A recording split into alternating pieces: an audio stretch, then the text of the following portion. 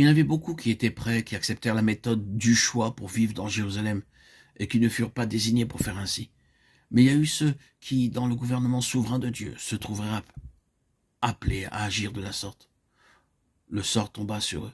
Dieu y veillait souverainement afin que ce soit ainsi, que les choses aillent pour eux. Cela représentait un réel prix. C'était de loin bien plus agréable de vivre en dehors de Jérusalem qu'en dedans. Ces hommes vinrent dans la ville ce jour-là où on devait tirer au sort, prêts à accepter le résultat comme la volonté de Dieu à leur égard. Et ensuite on tira au sort. Et il tomba sur eux pour qu'ils viennent vivre dans la ville. Je peux imaginer certains de ces hommes retournant dans leurs habitations suburbaines et se demandant ce que sera la réaction au foyer à cet égard, disant à leur épouse, « Ma chérie, nous devons aller vivre dans la ville, nous devons déménager et aller à Jérusalem. Le sort est tombé sur nous. » Eh bien, naturellement, le genre convenable d'épouse répondrait ceci. « Mon chéri, c'était un sujet de prière, n'est-ce pas? Nous avons prié à ce sujet, disant que si cela devait être notre part, le Seigneur agirait souverainement. S'il nous voulait là, il ferait tomber le sort sur nous. C'était devant le Seigneur, c'est très bien. Le Seigneur le veut. »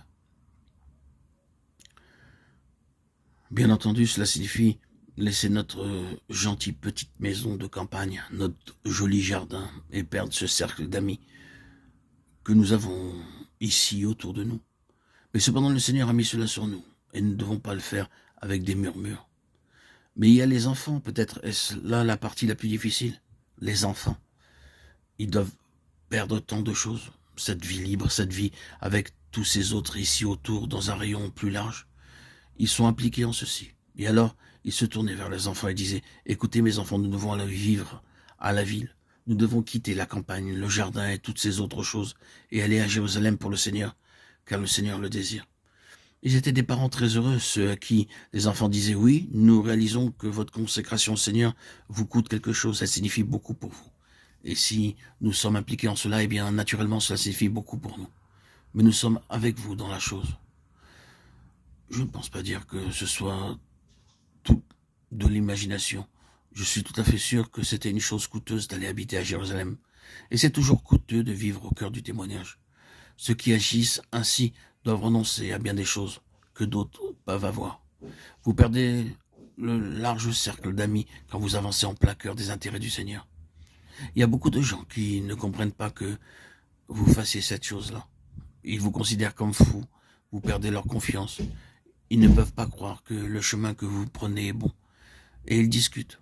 Assurément, ce n'est pas la volonté du Seigneur pour vous. Oui, vous perdez beaucoup d'amis et vous pouvez perdre bien d'autres choses. Vous pouvez y impliquer également vos enfants. Ils peuvent perdre beaucoup si vous marchez entièrement avec le Seigneur. Mais écoutez, ils seront mon trésor particulier.